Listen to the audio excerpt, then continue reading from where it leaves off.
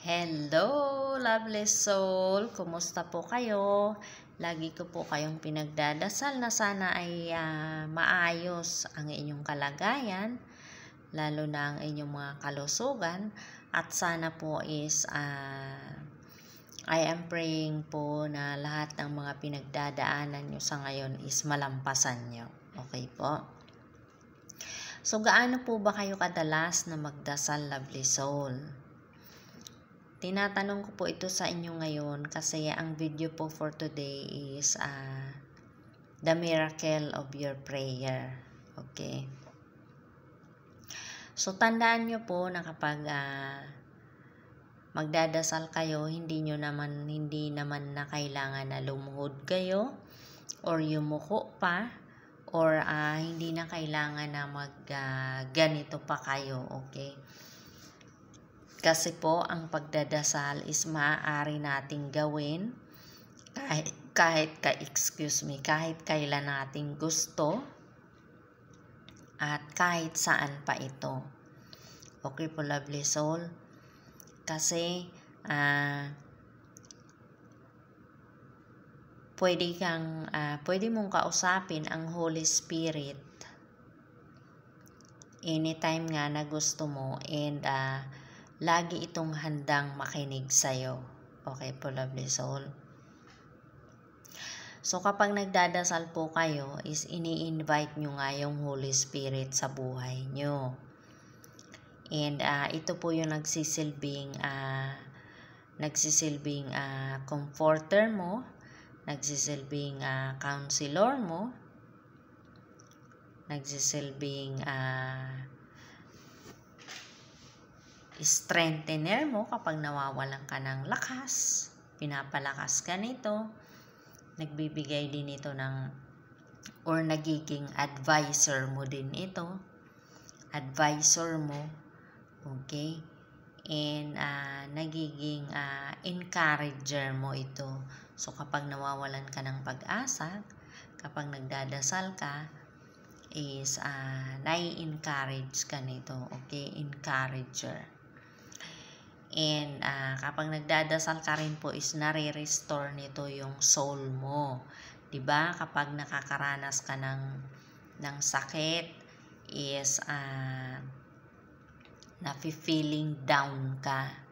So kapag nagdadasal ka is nare-restore nito ang iyong soul, okay? Kapag nagdadasal ka rin po is natutulungan ka nito upang magkaroon ng direksyon ang buhay mo, okay? At kapag nagdadalawang isip ka or wala kang ideya kung ano yung gagawin mo, kapag nagdadasal ka is matutulungan ka nito para ma-resolve yung sitwasyon na pinagdadaanan mo, okay? And kapag nagdadasal ka rin po is nagkakaroon ka ng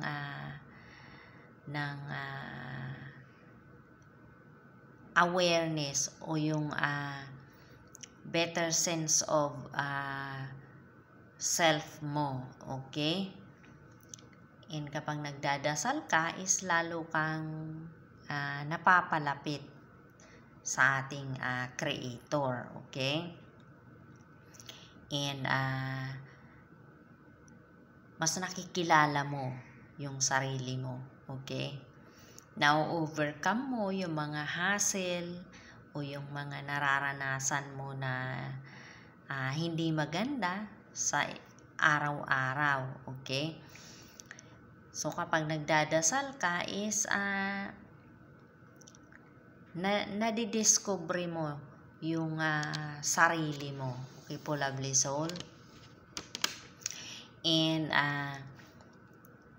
kapag nagdadasal ka rin po is nakaka-reduce ito ng stress, okay?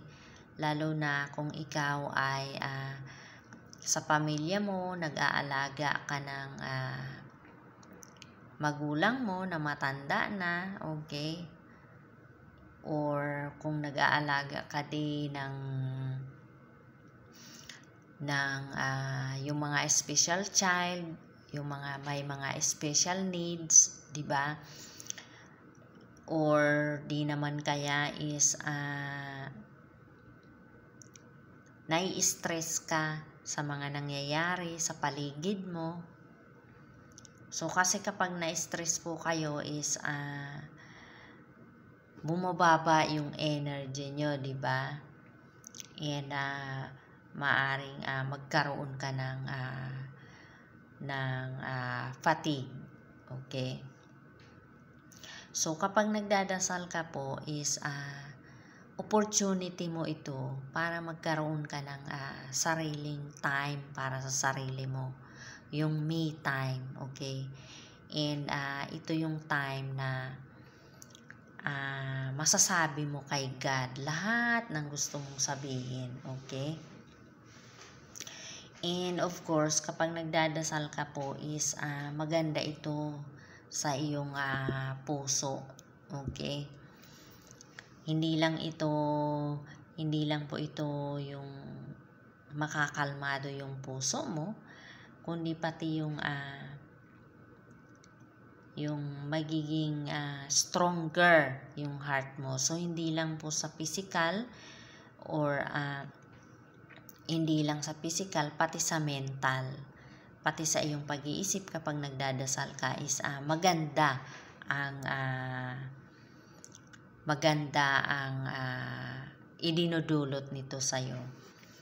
And isa po itong spirituality activity, yung pagdadasal. Kaya lagi po kayong magdasal, okay? And kapag nagdadasal po kayo is nai-improve din ito yung attitude nyo. So kung magagalitin kayo is humingi po kayo ng tulong sa Holy Spirit na malesen or mabawasan yung pagiging mainitin ng ulo nyo, okay, yung pagiging magagalitin nyo, o di naman kaya hilingin nyo kay Heavenly Father o sa Holy Spirit na palitan ng pagmamahal yung galit, okay, yung galit na nararamdaman nyo, okay po?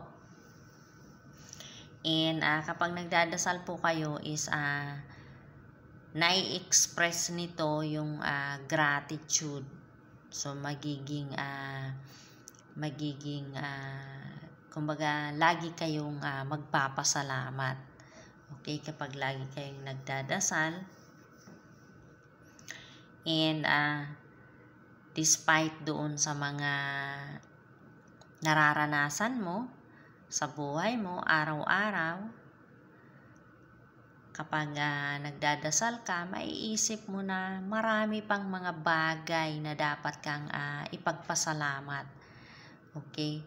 Yung pagsikat ng araw is magkakaroon ka ng panibagong pag-asa. Okay?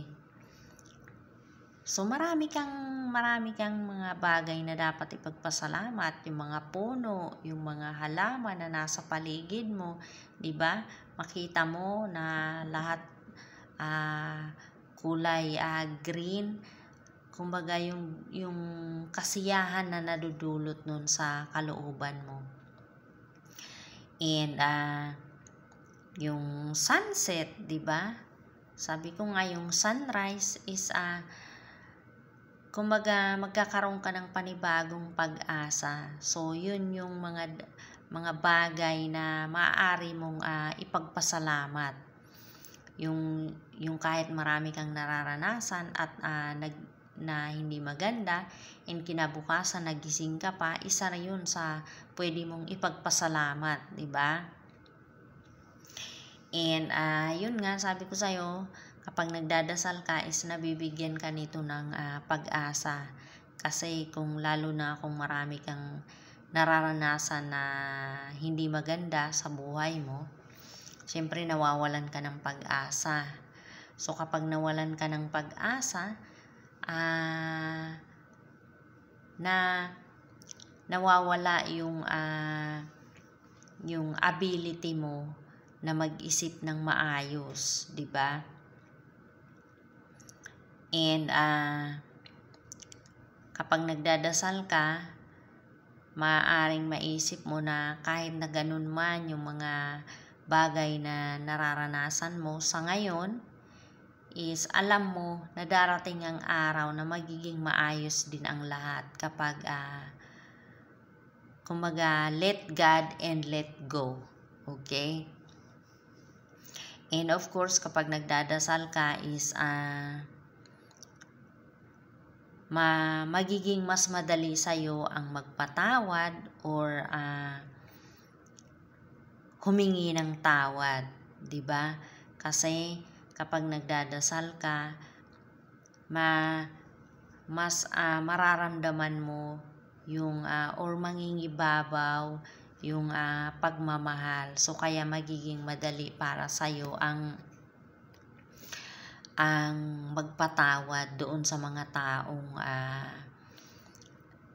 taong nakasakit sa'yo, or magiging madali din para sa'yo ang humingi ng tawad doon sa mga taong nasaktan mo. Okay po, lovely soul.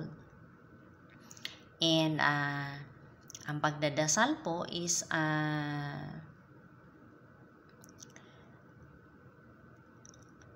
nagiging nami-maintain mo rin yung pagiging positibo mo sa buhay. Okay? And prayer is nadidevelop nito yung relationship mo with God. Okay? So, kaya lagi po kayong magdasal, lovely soul. And kung lagi man po kayong nagdadasal na sa ngayon para sa inyong pamilya, sa inyong mga mahal sa buhay, is i-extend nyo po yung pagmamahal nyo doon sa stranger. Like for example, may nakita kayong hindi nyo naman kakilala at naramdaman nyo at mismong nakita nyo na kailangan niya ng prayer, is ipagdasal nyo po. Okay? Kasi hindi nyo po alam is malaki ang nagagawa ng prayer natin para sa stranger, sa hindi natin kakilala. So malaki po ang nagagawa nun, hindi lang sa taong ipinagdasal mo, kundi para sa'yo rin mismo. Okay po, lovely soul. So, ugaliin nyo po ang magdasal, okay? And, yun nga po, sa spirituality is isa rin itong activity na kailangang panatilihin natin, ang magdasal. Okay po, lovely soul? So, I hope na nakatulong po sa inyo ito at ma-encourage ko kayo na lagi kayong magdasal. Okay po? So, thank you for watching. God bless and I love you, lovely soul.